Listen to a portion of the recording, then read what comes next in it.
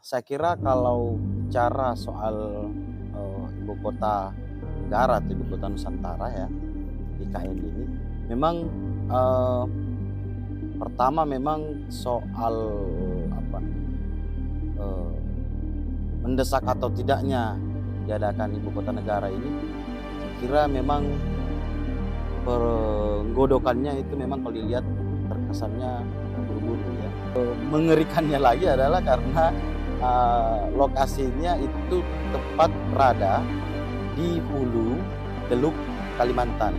Banyak warga lokal dan masyarakat adat yang tidak dilibatkan dalam pembahasan awal atau penetapan awal bahwa inilah lokasi IKN. Tapi yang paling penting adalah pelibatannya itu harus pertama, dia harus inklusif tentu saja, yang kedua dia harus demokratis, dan yang paling penting adalah harus bermakna. Halo Sobat Iden, kembali lagi di Idialog, Identitas Berdialog bersama saya Rika Sartika.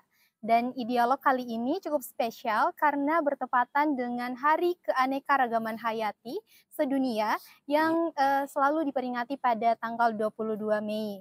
Nah, hari ini kita juga sudah kedatangan bintang tamu yang akan berbagi cerita-cerita, pengalaman, dan wawasannya terkait dengan Hari Keanekaragaman Hayati. Nah, mungkin, Sobat Iden mari kita sapa, eee, Kepala Departemen Riset dan, Keterlibatan Publik Wahana Lingkungan Hidup Indonesia Sulawesi Selatan, yaitu Kak Slamet Riyadi. Ya, Biasa dipanggil Kak Slamet ya, Kak? Mehmet. Oh, Kak Memet, Iya, betul. oke. Nah, eee, Sobat Iden, Hari Keanekaragaman Hayati ini mmm merupakan kesepakatan yang dibuat oleh PBB sebagai hari untuk meningkatkan pemahaman dan kesadaran warga dunia mengenai isu lingkungan. Nah, berbicara terkait dengan keanekaragaman hayati, di Indonesia ini kita memiliki banyak sekali jenis flora dan fauna. Nah, baik dari darat maupun di laut. Indonesia menjadi rumah bagi ribuan spesies dan banyak diantaranya merupakan endemik. Meskipun Indonesia hanya mencangkup 1,3% permukaan bumi, namun Indonesia merupakan rumah bagi 10% spesies tumbuhan berbunga di dunia, 12% spesies mamalia dunia, 16% dari seluruh spesies reptil dan amfibi, 17% spesies burung di dunia, dan 25% atau lebih spesies ikan di dunia. Nah, kehilangan keanekaragaman hayati menjadi salah satu bagian dari triple planetary crisis yang di mana itu merupakan 3 krisis planet yang dapat mengancam pencapaian pembangunan berkelanjutan. Dalam 1 dekade terakhir diperkirakan sekitar 1 juta spesies tumbuhan dan hewan Mmm. menghadapi ancaman kepunahan secara global. Di Indonesia sendiri, berdasarkan skenario business as usual, diprediksi luas habitat akan berkurang dari 80,30% pada tahun 2000 menjadi 49,70% pada tahun 2045. Nah, mungkin untuk memulai dialog kita, Kak, kalau dari sudut pandang Kak Mehmet, Mhm. bagaimana pendapat Kakak mengenai keanekaragaman hayati yang ada di Indonesia? Dan Ya, seberapa penting sih, Kak, kita untuk memahami mengenai keanekaragaman hayati ini? oke. Baik, terima kasih, salam kenal sahabat IDEN semua. Selamat memperingati Hari Keanekaragaman Hayati Sedunia. Saya kira, 3 bulan ini, mulai dari bulan April kita memperingati Hari Bumi, kemudian di bulan Mei peringatan Hari Keanekaragaman Hayati, dan puncaknya mungkin di bulan Juni ya, Iya. peringatan Hari Lingkungan Hidup. Nah, saya kira di 3 bulan ini kita bisa merefleksikan bagaimana kemudian, eee, permasalahan lingkungan hidup hari ini di tengah misalnya ancaman, krisis iklim. Bahkan para pakar saya kira sudah mengganti frase, pemanasan global Iya. menjadi pendidihan global gitu. Nah, ini kan situasi yang sangat serius saya kira bagi keberlangsungan kita semua yang ada di planet ini, di bumi ini. Nah, soal keanekaragaman hayati saya kira memang Indonesia dianugerahi ya, dianugerahi bentang alam, landscape, pulau, lautnya Iya. yang begitu indah saya kira. Dan itu semua adalah rumah, betul tadi adalah rumah bagi biota, rumah bagi spesies yang kemudian eee, masa depannya ada pada kita semua gitu. Nah, di konteks Sulawesi Selatan misalnya, itu kita kenal ada hewan yang kita selalu banggakan ya, anoa Iya, gitu, yang kemudian saat ini sudah mulai terancam karena ada banyak eee, koridor atau jalan-jalan tolnya anoa ini yang kemudian sudah beralih fungsi gitu ya. iya. Jadi yang dulunya hutan kemudian dialih fungsikan menjadi peruntukan lain. Nah, saya kira dalam momen penting ini kita harus merefleksikan bahwa keanekaragaman hayati ini adalah sesuatu yang membuat kita sampai detik ini ya bisa bernafas dan menikmati eee, bumi atau menikmati kehidupan ini. Makanya dalam momentum kali ini saya kira itu penting untuk direfleksikan Mmm. secara bersama-sama. Itu.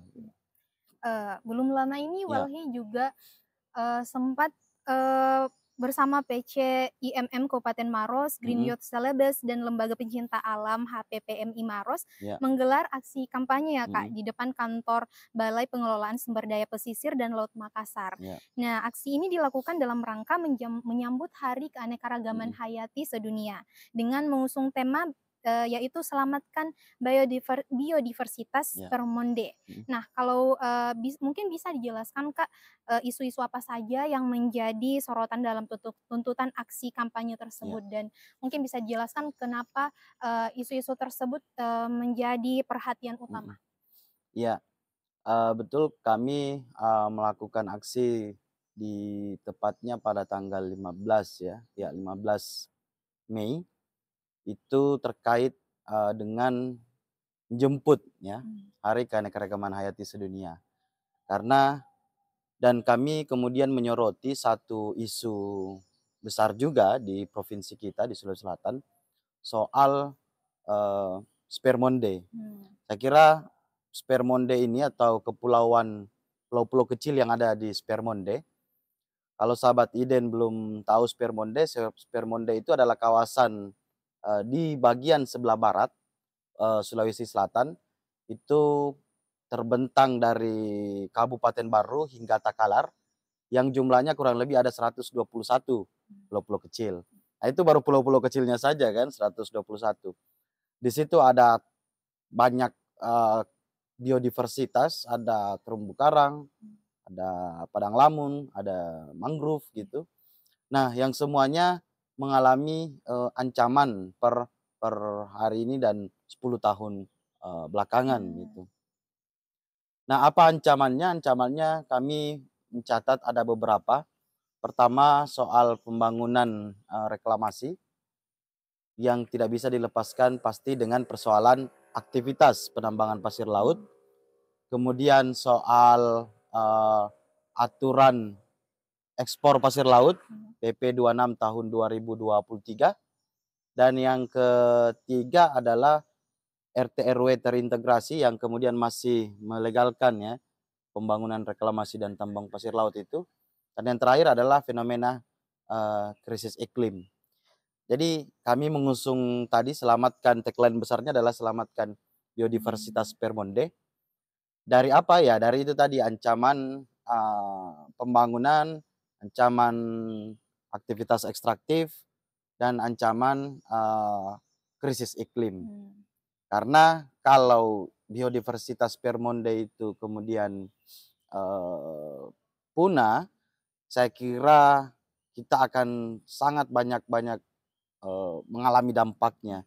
Salah satunya tentu saja adalah dampaknya terhadap pangan kita, Iya, yakni ikan iya. gitu ya. Kalau terumbu karang sudah hancur, ikan-ikan pasti akan bermigrasi mencari Mmm. wilayah lain yang lebih bagus. Iya. Itu kira. Karena wilayah tersebut juga merupakan sumber kehidupan ya dari dari banyak penduduk malah di wilayah tersebut. Iya. Iya. Eh, nah, dalam seperti yang tadi disebutkan terkait dengan peraturan pemerintah nomor Hmm. 26 tahun 2023 itu soal pengelolaan hasil sedimentasi laut ya, Kak. Iya. Nah, kalau regulasi ini tetap dijalankan, Kak, Hmm. seberapa besar sih ancamannya terhadap sistem ekologi di Sulawesi Selatan Oke. sendiri? Nah, sahabat Iden semua, sebenarnya per hari ini ya, atau per bulan Mei ini, memang belum ada zona pengelolaan sedimentasi laut di daerah provinsi kita. Yang baru ada itu adalah di daerah Sumatera, Jawa, dan Selat. Meskipun namanya Selat Makassar, tapi lebih dekat ke Kalimantan gitu. Tapi saya kira itu tetap harus menjadi perhatian karena memang aturan ini kalau secara redaksional itu baik ya. Iya. Siapa yang menolak mengelola sedimentasi gitu kan. Tapi ternyata kalau diperiksa pasal di dalamnya itu muatannya kurang lebih memang adalah melegalkan bentuk-bentuk atau praktik-praktik nambangan pasir laut gitu. Mmm. Karena ada dalam redaksional itu kalau misalnya mmm, kebutuhan dalam negeri itu sudah terpenuhi, maka pasirnya itu akan bisa diekspor. Nah, bicara dampaknya saya kira satu, tentu saja akan terjadi kerusakan yang lebih masif lagi. Karena kan begini, karena zona tambang pasir laut yang sebelumnya itu kan kalau di Sulsel dia diatur di rencana zonasi wilayah pesisir dan pulau-pulau kecil tuh. Ada 3 blok, ada blok Spermonde, blok Flores, dan blok Teluk Bone. Nah, ditambah dengan aturan ekspor pasir laut ini, itu bisa saja menambang atau menembang atau mengeruk pasir laut di sekitaran di luar dari blok itu. Jadi skala kehancurannya atau skala dampak aktivitasnya itu pasti akan semakin luas. Nah, yang juga menjadi catatan adalah eee, pengerukan pasir laut itu pasti akan mengubah lantai laut, ya. Lantai laut yang berubah itu pasti akan kemudian membuat ikan-ikan itu akan bermigrasi. Nah, Mmm. inilah yang dialami sekarang oleh masyarakat yang ada di wilayah Pulau Kodingareng Iya. karena wilayah tangkapnya sudah diobrak-abrik ya, sudah dikeruk habis-habisan, akhirnya ikan ekspor andalan mereka yakni tenggiri, itu Mmm. sudah tidak ada lagi ditemui di wilayah situ. Karena mungkin tenggiri berpikir ya, "Untuk apa saya tinggal di sini kalau rumah mereka sudah tidak ada karena penambangan pasir laut." Akhirnya warga-warga di pulau sana itu akhirnya merantau, mereka ke Mmm. Kalimantan, ke Maluku, ke Banggai, itu untuk mencari pekerjaan yang lebih baik. Jadi mereka sudah meninggalkan pulaunya, meninggalkan istri dan anak-anaknya, dan saat ini memang eee, kondisi di pasca penambangan itu yang sangat serius. Mmm. Makanya kami sangat keras ya terkait soal aturan ekspor pasir laut atau pengelolaan sedimentasi laut itu. Jadi, Tuh. ada banyak ya dampak negatif yang Mhm. terselimuti Iya. dari peraturan tersebut. Nah, mungkin kita bisa beralih ke isu lainnya Mhm setelah mhm. Iya membahas isu yang ada di Sulawesi Selatan, iya. mungkin kita bisa membahas salah satu isu juga yang tak kalah penting juga nih Sobat Mhm. Iden, yaitu terkait dengan kerusakan keanekaragaman hayati di wilayah ibu kota Nusantara atau IKN. Mmm. Nah, di balik gemerlap pembangunan IKN di Kalimantan ini terdapat kerusakan lingkungan yang dapat mengancam keanekaragaman hayati. Jadi selama proses pembangunan IKN ini banyak terjadi deforestasi. Di Indonesia sendiri, berdasarkan data Forest Watch Indonesia, hingga tahun 2024 terjadi deforestasi sebanyak lebih dari 22.000 hektar. Nah, hal ini tentunya sangat berdampak ya, Kak, Iya. terhadap keanekaragaman hayati karena bisa menghilangkan habitat alami dari berbagai jenis spesies flora dan fauna. Nah, melihat fakta ini, Kak, Mhm. eee menurut Kakak, Iya. bagaimana seharusnya kita memandang, pembangunan IKN ini, Ya. terutama dalam konteks perlindungan, keanekaragaman Mhm. hayati? Ya. Saya kira kalau bicara soal, ibu kota negara atau ibu Iya. kota Nusantara ya, IKN ini memang, eee, pertama memang soal apa namanya, eee, mendesak atau tidaknya diadakan ibu kota negara ini, saya kira memang penggodokannya itu memang kalau dilihat terkesannya terburu-buru ya. Karena ada banyak kejanggalan misalnya sudah didesain sedemikian rupa, terus belakangan baru berpikir, "Wah, ini tidak ada sumber airnya," jadi Iya. makanya baru dibuat lagi bendungan toh. Sudah dijadikan sedemikian rupa, tapi ternyata, wah ini AMDAL-nya belum dijalankan gitu atau dibuat. Jadi memang kesannya adalah terburu-buru. Nah, itu kesan pertama yang muncul ketika perencanaan IKN ini di apa ya, diucapkan ya oleh presiden. Waktu itu Presiden, Joko Widodo gitu. Nah, mengerikannya lagi adalah karena, lokasinya itu tepat berada di hulu Teluk Kalimantan. Mmm, Nah, jadi iya. kalau sahabat Iden, melihat lokasi IKN itu, IKN kan dia di hulu ya, di bagian atas gitu, di bagian bawahnya itu, di hilirnya itu ada Teluk Kalimantan namanya. Nah, Teluk Kalimantan ini secara biodiversitas itu, wah sangat tinggi.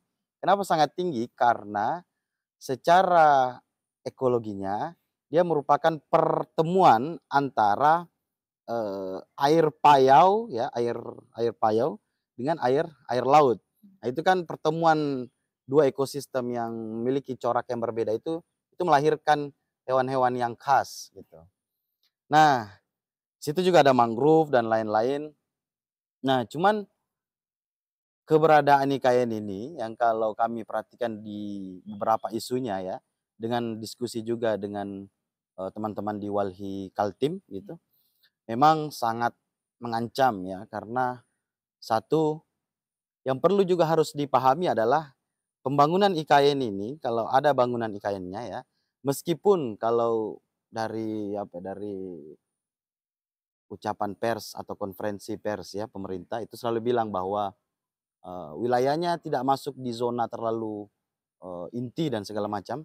Tapi yang perlu dicatat adalah keberadaan IKN ini, itu nantinya akan mengundang ya, tentu saja mengundang infrastruktur Mmm, infrastruktur lain iya. atau infrastruktur pendukung lain, misalnya jalan tol ya, Mhm. sudah pasti ada ya, rel kereta itu juga sudah dipastikan. Hotel-hotel dan pembangunan skala besar di sekitarnya, itu tentu saja akan mengganggu Habitat. habitat Iya. yang ada di sekitar IKN. Jadi bukan cuman soal lokasi IKN-nya saja, Mmm. tapi keberadaan IKN ini akan mendorong pertumbuhan infrastruktur di sekitarnya. Nah, sekarang itu sudah ada ancamannya. Pembangunan jalan tol di sana itu telah, merusak yang saya bilang tadi koridor, satwa-satwa endemik yang ada di Kalimantan. Misalnya monyet-monyet di sana, ada yang sudah masuk ke rumah-rumah warga karena koridornya atau jalannya monyet-monyet ini, itu sudah dibabat atau dialih fungsi menjadi lahan, untuk pembangunan jalan tol. Mmm. Itu baru kita bicara jalan tol ya, belum bicara lain. Makanya IKN ini saya pikir, seharusnya memang harus di apa ya, pertama kalau memang harus diberhentikan, diberhentikan saja. Mmm. Kalau tidak bisa diberhentikan, ya di-stop dulu dan dikaji ulang baik-baik dulu, bagaimana, rona awal lingkungan dan sosial di daerah sana. Terlebih karena dia berada di sekitar, daerah aliran sungai yang kemudian masuk ke Teluk Teluk Kalimantan tadi, Mmm. gitu. Nah, bahkan ada ya, Kak, beberapa, eee, spesies yang ditemukan Mhm, yang awalnya dianggap sudah punah, namun iya, ditemukan ketika pembangunan tersebut iya dilakukan. betul, Eee, nah, dari otoritas IKN sendiri itu iya, juga sebenarnya, sudah mengusung rencana, Mhm mhm. rencana induk pengelolaan keanekaragaman Iya. hayati (IKN) sebagai upaya mewujudkan, pembangunan berkelanjutan. Mhm Nah, salah satu misinya yaitu meningkatkan kapasitas dan kepedulian masyarakat adat mhm. dan lokal dalam pengelolaan keanekaragaman hayati. Tapi Oke. berdasarkan, salah satu berita atau artikel yang Mhm mhm. sempat saya baca ini di Tempo terkait dengan, hal ini, banyak pergeseran masyarakat itu terjadi di Mhm. kawasan inti pusat pemerintahan IKN Iya ini, iya. Kak. Jadi IKN seolah kayak mengeksklusi masyarakat Mhm. adat dan lokal di sana. Iya. Nah, menurut, Kakak, seberapa penting peran masyarakat lokal ini Mhm. dalam proses konservasi keanekaragaman Iya. hayati? Eee, ya betul bahwa memang pertama kali dicetuskannya saja bahwa IKN akan berada di Kabupaten Penajam ya, pesisir utara, dan sedikit Kabupaten Kutai Kartanegara kayaknya ya, wilayahnya. Nah memang di situ di banyak berita ya, terutama yang disampaikan tim narasi yang datang langsung ke sana kan, itu banyak warga lokal dan masyarakat adat yang tidak dilibatkan dalam pembahasan awal atau penetapan awal bahwa inilah lokasi IKN. Dari situ saja secara aturan dan etiknya itu sudah jauh ya saya kira. Karena, yang paling penting dalam hal pembangunan dimulai itu adalah datang dan berdiskusi langsung dengan warga lokal. Kalau ada masyarakat adat itu yang harus dilibatkan dan, perempuan gitu.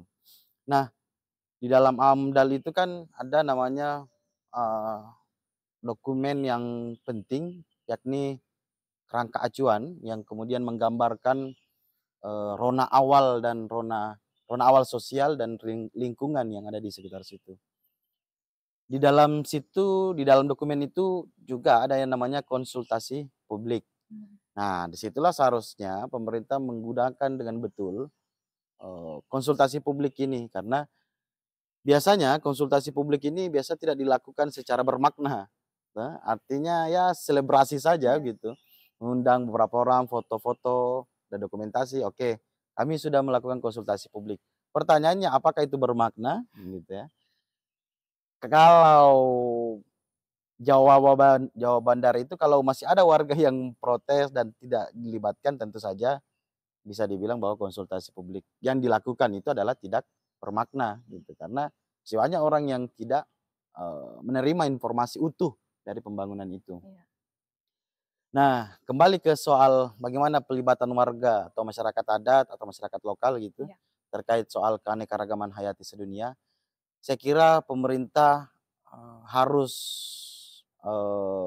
apa ya, melibatkan warga di sana, karena jangan cuman melibatkan akademisi misalnya, tapi juga harus melibatkan, warga karena merekalah yang tahu persis Mmm, begitu toh, bagaimana lingkungan di sana, merekalah orang-orang yang tahu persis bagaimana, kebiasaan atau tingkah laku, eee, biodiversitas di sana gitu.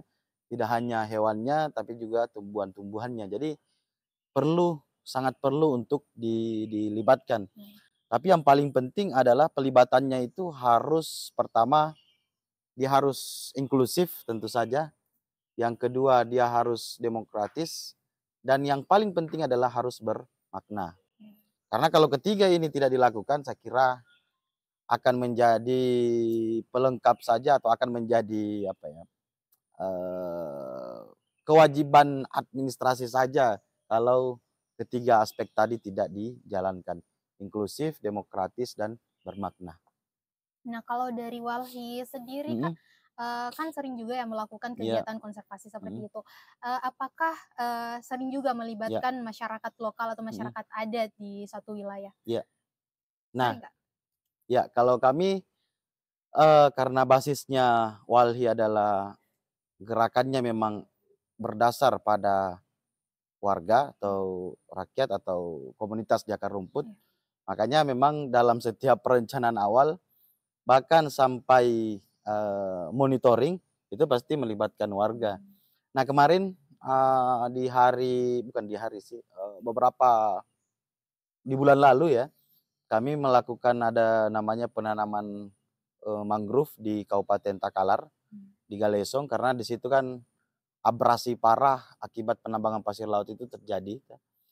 Makanya kami melibatkan pertama, kalau secara proses ya, prosesnya adalah observasi dulu, observasi lingkungan dan tanya-tanya warga di sana, Iya.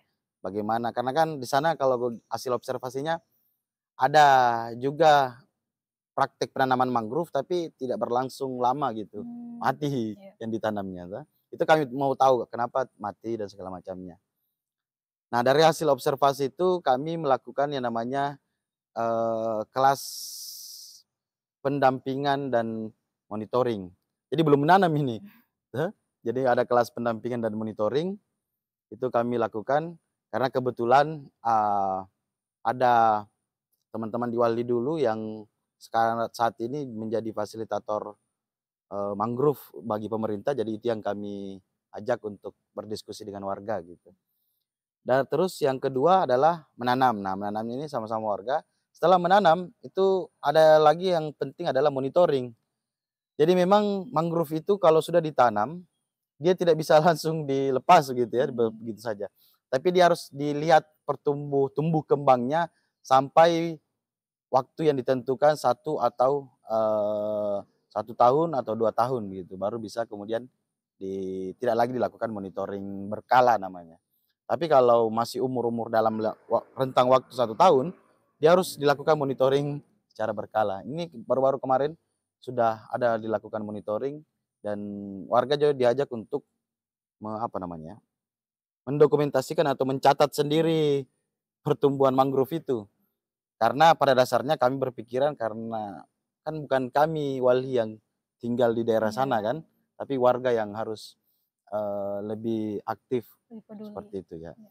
Nah, itulah yang kami harapkan dalam program Keanekaragaman Hayati yang coba melibatkan siapa, warga, Iya, masyarakat lokal. ya untuk pemerintah. Oke, untuk tantangannya sendiri, Kak, Oh ya, ketika, melibatkan masyarakat lokal ini oke. dalam proses konservasi, apa saja Hmm. tantangannya, Kak? Tantangan yang paling kami rasa adalah, satu, menyesuaikan waktu, utamanya waktu produktif Iya. warga ya. Warga ini kan beraktivitas pagi ya sampai sore, otomatis waktu yang kami punya adalah malam, nah, itu pun malam itu habis isya jam 8, mungkin jam 8 sampai jam 9, jadi 1 jam saja mungkin itu, kami sudah bersyukur kalau warga sudah, Mmm. datang tuh, karena memang kita tahu bahwa memang capek mereka tuh kan kerja sehari dan malam beristirahat, makanya butuh waktu cepat untuk itu. Nah, yang kedua, tantangannya adalah, eee, di warga ini kan tidak, homogen ya Iya. karakternya, itu kan banyak tuh. Ada yang misalnya, "Ah, untuk apa tanam mangrove?" Begitu, tidak penting, tidak menghasilkan gitu. Atau ada yang bilang, "Ah, gitu, kerja-kerja mahasiswa jangan ikut, tidak menguntungkan," gitu. Nah, karena banyaknya yang ngomongin karena banyaknya karakter di warga ini, makanya kita strateginya adalah mulai dari paling kecil saja dulu. Mmm. Jadi, kalau saat ini yang mangrove itu ada kurang lebih, eee, baru ada 2 kelompok saja, itu pun hanya sekitaran sana gitu. Karena lambat laun saya kira kalau tanaman itu sudah tumbuh ya, berhasil tumbuh dan meredam Mmm. abrasi, saya kira semua warga di situ akan berbondong-bondong, "Ayo ke sini datang tanam mangrove," gitu. Itu persis yang terjadi di Lantebung. Semua warga kan hampir semua warga sudah merasakan manfaat ya Iya. dari penanaman mangrove itu. Nah, saya kira kalau di Galesong nanti sudah mangrove-nya sudah tumbuh, sampai bisa ada kepiting-kepiting, ikan-ikan di Iya. bawah situ dan menahan abrasi, saya kira semua warganya akan, apa ya, mulai mulai, mengajak orang lain, "Ayo tanam-tanam mangrove di sana." Jadi yang paling penting adalah kalau bagi warga pertama memang soal waktu, ya Mmm. tantangannya ya. Yang kedua adalah tadi yang karakter warga yang memang sangat, heterogen ya, Iya. sangat, multi pemikiran begitu ya. Makanya kesimpulannya adalah pertama, kegiatan itu harus efektif dan memang direncanakan sedemikian rupa. Yang kedua adalah tidak terburu-buru seperti IKN gitu. Mmm, oke. Ya. Eee, Tadi kan, seperti yang dibilang warga lokal itu kan heterogen ya, Iya Kak. betul. Kemudian pastinya dalam satu wilayah itu pasti mereka memiliki, praktik-praktik lokal Iya tersendiri, betul. nilai-nilai tersendiri. Kemudian Mhm. bagaimana sih caranya, Walhi ini, Mhm Kak, mhm. untuk, menyelaraskan Iya antara nilai-nilai lokal yang ada iya. dengan, cara yang dibawa oleh Walhi Mhm. atau Iya. nilai-nilai Nah, itulah tadi, manfaatnya melakukan observasi di awal ya. Karena kita bisa tahu, aktivitas warga seperti apa ya, eee, pekerjaannya apa, lalu kemudian bagaimana dia berkenalan dengan mangrove tadi gitu. Nah, dari data situ ternyata, kita punya gambaran bahwa ada ritual bukan ritual sih, ada aktivitas, yang sering dilakukan warga misalnya, eee, di sore hari menjelang mereka pulang dari melaut, itu biasa ada yang kumpul-kumpul di mana itu ya, di pinggiran-pinggiran pantai gitu. Nah, aktivitas senggang inilah yang kemudian kami manfaatkan untuk, mendiskusikan ke warga bagaimana kalau di aktivitas di sore-sore hari di senggang-senggang itu, bapak-bapak kemudian atau ibu-ibu yang senggang di pantai itu melihat lihat, tanaman mangrove ini gitu. Apakah sepakat atau tidak, dia bilang, "Oke sepakat," gitu. Nah makanya itu tadi, jadi penting untuk melihat aktivitas kalau bicara masyarakat adat pasti ritusnya yang harus dilihat, apakah ritus ini bersinggungan dengan, eee, kerja-kerja kita atau tidak, makanya itu yang perlu dikolaborasikan. Hmm, Kalau bicara mangrove tadi itu tadi yang kalau sore-sore hari, tuh di pinggir-pinggir pantai ada yang mungkin bersihkan apa, perahunya gitu, itu bisa mungkin diajak untuk melakukan monitoring di sore-sore hari. baik. Eee, Menurut, Kakak sendiri, Mhm, seperti apa sih idealnya ya, konservasi, keanekaragaman hayati yang dilakukan di Indonesia? mhm Atau mhm, cara konservasi apa yang, tepat untuk diterapkan di oke. Indonesia? Nah, konservasi ini kan biasanya ya, eee, banyak jatuh ya pada persoalan hanya melihat, biodiversitasnya saja, Mmm, hewan atau tumbuhannya saja. iya, Saya kira itu penting, penting sekali karena itu kan yang mau dikonservasi gitu kan.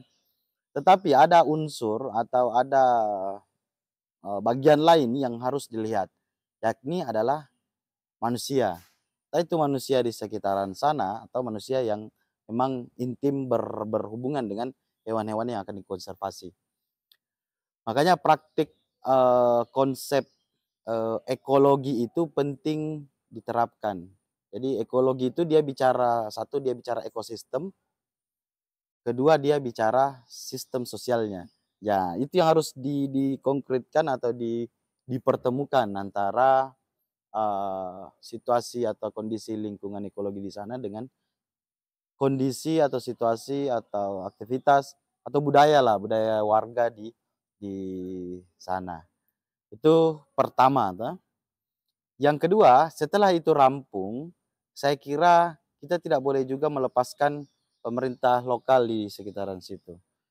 Bagaimanapun mereka adalah, pemimpin kita ya di tingkatan paling rendah RT, RW, atau ya desa atau kelurahan itu ya harus dilibatkan. Jangan langsung misalnya, ke gubernur mmm, atau ke kabupaten tanpa melibatkan pemimpin di tingkat lokal. Saya kira harus dilibatkan. Nah, utamanya lagi dengan kalau di konteks desa akan lebih baik lagi karena bisa digabungkan dengan, program-program dana desa gitu, ya. Nah itu yang kedua. Yang ketiga, saya kira tahapnya adalah tahap pengembangan, ya. Itu bisa melibatkan banyak sekali unsur sudah. Bisa dilibatkan akademisi, ya, jurnalis, mahasiswa, pemerhati lingkungan dan segala macamnya. Jadi kalau itu sudah terjadi itu sudah baik. Jadi pertama adalah ekologinya tadi, yang kedua adalah politik lokalnya, dan yang ketiga adalah, eee, aktor pendukung atau varian pendukung misalnya jurnalis ya, Mmm. mahasiswa, akademisi itu penting untuk dilibatkan. Kalau bicara contoh, kayak misal di Rambang-Rambang tuh itu kan sekarang sudah ketiganya itu kan sudah terintegrasi. Nah, mungkin, untuk generasi muda, Mmm, Kak, seperti ya, kami, mhm, eee, apa harapan Kakak oke, untuk, mhm, kami dalam menjaga keberlanjutan hayati di Indonesia? iya. Eee, Anak muda sekarang saya kira penting untuk misalnya memanfaatkan ya, fasilitas yang ada hari ini dan tidak ada di hari-hari sebelumnya Iya. ya. Apa itu? Misalnya media sosial yang begitu cepat, saya kira penting untuk mengkampanyekan isu itu. Jadi jadilah pengkampanye lingkungan, dengan memanfaatkan beragam platform ya yang disediakan oleh internet sekarang atau internet hari ini. Nah, yang kedua adalah saya kira kita tidak usah takut dengan persoalan hadirnya AI misalnya Iya. tuh. Itu kan bisa sebenarnya diintegrasikan, bahkan saya kira dia kan buatan manusia juga tuh. Hanya praktik-praktik misalnya menjaga alam atau melakukan konservasi, itu juga bisa dilakukan dengan mengintegrasikan dengan AI. Mmm. Makanya saya berpikiran bahwa kelebihan kita ya, dibanding dengan orang-orang, dulu yang saat ini sudah berumur misalnya 40 tahun atau 50 tahun Iya. gitu, adalah kita punya kendali dan kekayaan informasi. Nah, keuntungan itulah yang harus bisa dimanfaatkan untuk, mengkampanyekan bahwa pentingnya merawat keanekaragaman hayati yang ada di Indonesia. Mmm. Nah, ternyata Sobat Iden, kita sebagai generasi Mmm, muda ini, sekarang mempunyai, banyak sekali kemudahan yang bisa kita ya, gunakan untuk bisa ikut berpartisipasi dalam menjaga keanekaragaman hayati. Nah, luar biasa sekali ya Sobat Iden, dialog kali ini, mata kita betul-betul, terbuka, tentang betapa pentingnya keanekaragaman hayati ini dan bagaimana upaya pelestariannya yang perlu melibatkan berbagai pihak, baik itu pemerintah, LSM, masyarakat adat atau lokal dan kita sendiri sebagai individu. Nah, mungkin saya ucapkan terima kasih iya, banyak Pak telah, sama-sama. meluangkan waktunya Ya, berbagi insight bersama kita hari ini dan semoga apa yang disampaikan pada mhm, hari ini bisa menjadi inspirasi terutama bagi, generasi muda agar semakin peduli dan terlibat dalam menjaga kelestarian ya, alam. Nah, Sobat Eden, peringatan Hari Keanekaragaman Hayati ini bukan hanya sekadar seremonial, tetapi mmm, momen reflektif untuk, mengetahui bagaimana sih kita memperlakukan bumi ini dan warisan apa yang ingin kita tinggalkan untuk, generasi yang akan datang. Karena pada akhirnya menjaga keanekaragaman hayati ini merupakan, juga tindakan untuk menjaga keberlanjutan kehidupan kita sendiri. mmm, Nah, mungkin sampai di sini ya. dialog kali ini. Saya Rika Sartika pamit undur diri, sampai jumpa di dialog selanjutnya.